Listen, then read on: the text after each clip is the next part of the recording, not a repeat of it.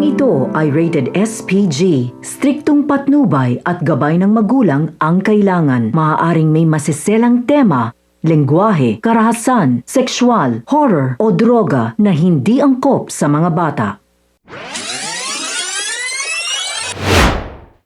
Pamilya, narito ang mga pinakamainit na tagpo sa FPJ's Batang Quiapo. Tuluyan ang naputol ang ugnayan ni Tanggol at Supremo dahil sa magkasalungat nga sila ng pinaniniwalaan. Kaya ngayon ay wala na silang matuluyan dahil sa nangyaring ito. Buti na lamang ay may alam itong si Mang Berting na matutuluyan kung saan ligtas nga sila. Dumating na nga rin sa bansa si Mr. Wu upang bumalik sa Red Phoenix. Ngunit sa pagdating nito ay magkakasagutan sila ni Lucio, habang si Tanggol naman ay binalikan na ang lugar ni Don Facundo na walang ibang nakakaalam. Nais ni Tanggol na ibenta lahat ng armas sa mayayaman at ang kalahati umano ay itutulong nila sa mga taong taga Quiapo. Iginiit naman ni Boss Divina na baka pwedeng maliit lang ang ibigay sa mga ito.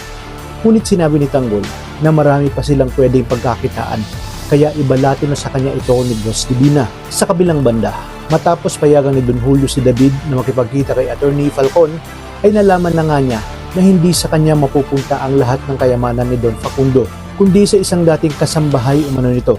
Gulat na gulat nga si David dahil buong akala niya sa kanya mapupunta ang buong kayamanan. Tinanong ni David kung sinong kasambahay, ngunit sinabi ng attorney na confidential umano ito at nakalagay sa last will na walang dapat makaalam ng pangalan ng kanyang pagbibigyan, na siya ngang walang iba kundi si Tinding. Kaya naman sa kanyang pagbalik ng mansyon ay mas lalo siyang pag-iinitan ni Ramon. Sinabi ni Ramon na dahil sa tigas ng ulo ni David ay wala nga siyang napala. Dagdag pa nga nito na kung nakinig lang siya sa mga sinabi nito, marahil may mas napakinabangan pa ito sa kanilang negosyo. Nakita naman ni Olga si David na halos umusok na ang ilong sa galit. Sinabi ni Olga na yun umano ang napapala ng mga taong gahaman sa kapangyarihan. Malamang umano na hindi ibibigay sa kanya ni Facundo dahil unang-una hindi naman nais ni Facundo na makasal ang apo nitong si Catherine kay David kung hindi lang dahil sa pamimilit ni Bettina. Kaya naman sinabi ni David na gagawin niya ang lahat upang malaman kung sino ang kasambahay na binabanggit ni Attorney Falcon. Ano kaya ang kanyang gagawin sa oras na malaman niya na mapupunta ito kay Tinding? Talagang kapanapanabik ang mga susunod na tagpo sa teleseryeng ito. Kaya naman kapamilya, tuloy-tuloy ang pagtutok sa nangungunang serye sa primetime, ang FPJ's Batang Quiapo.